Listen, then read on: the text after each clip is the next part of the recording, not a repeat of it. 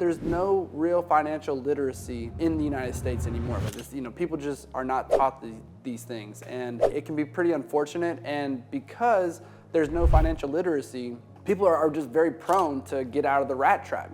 People can sell you dreams and tell you that, hey, I can get you financial freedom by doing this. One of the biggest mistakes and where people just go wrong whenever they're investing and they're worried about taxes, they really try to overcomplicate things way too much, right? I hear people talking about, hey, let's get this trust and we're gonna have these beneficiaries and then it's gonna be a management company, holding company this and holding company that, when in my experience, the most effective tax strategies are really just simple and straight to the point. You don't need to be out here doing magic or anything like that.